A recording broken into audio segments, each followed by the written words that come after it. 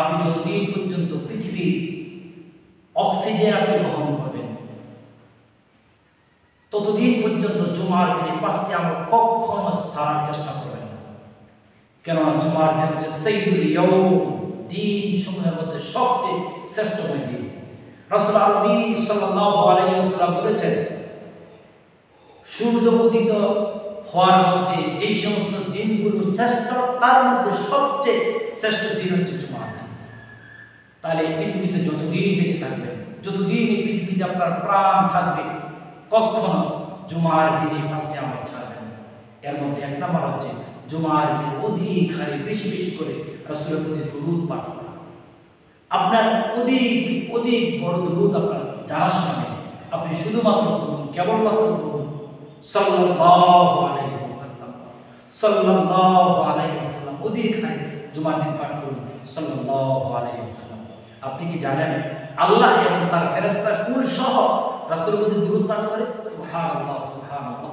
কোরআন সাক্ষী, ইন্নাল্লাহা ওয়া মালাইকাতাহু ইউসাল্লুনা আলান নবী, আল্লাহু আকবার, ইয়া আইয়ুহাল্লাযীনা আমানু সাল্লু আলাইহি ওয়া সাল্লিমু তাসলিমা। জুমার দিনে অধিক হারে বেশি বেশি করে দুরূদ পাঠ করেন। শুধু কি তাই, লাভ হবে কি? রাসূল আরবি সাল্লাল্লাহু আলাইহি ওয়াসাল্লাম বলেছেন, ইন্না আওয়ালান নাস আকতারুহুম ইয়াওমাল কিয়ামাতি আলাইহি সালাত। যারা অধিক হারে বেশি বেশি করে আমার প্রতি দুরূদ পাঠ করবে, কিয়ামতের ময়দানে তারা আমার অতি কাছে থাকবে। সুবহানাল্লাহ, সুবহানাল্লাহ।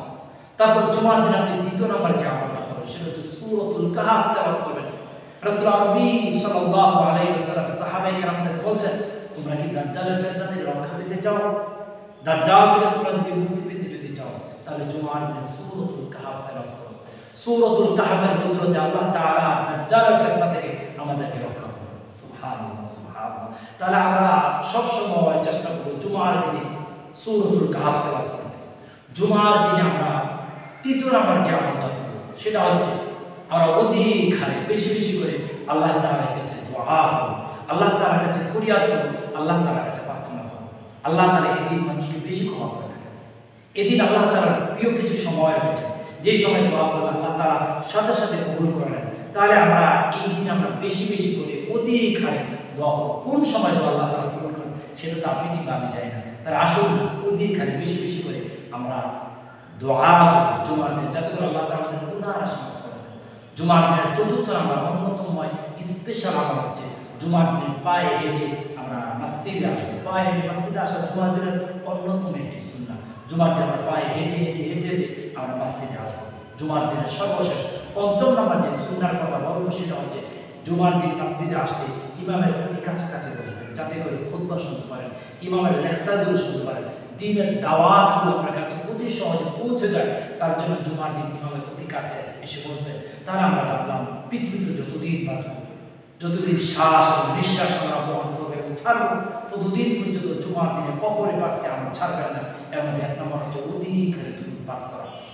দ্বিতীয় নম্বর হচ্ছে জুমার দিন সূরাতুল কাহফ তেলাওয়াত করা। তৃতীয় নম্বর হচ্ছে আল্লাহ সুবহানাহু ওয়া তাআলার দরবারে ফরিয়াদ করা। চতুর্থ নম্বর হচ্ছে আল্লাহ তাআলার কাছে দোয়া করা। 5ম নম্বর হচ্ছে ইমামের অতি কাছাকাছি এসে বসা। আল্লাহ সুবহানাহু ওয়া তাআলা আমাদের সকলকে জুমার দিনে স্পেশাল আমলগুলো করার তৌফিক দান করুন। আল্লাহুম্মা আমিন।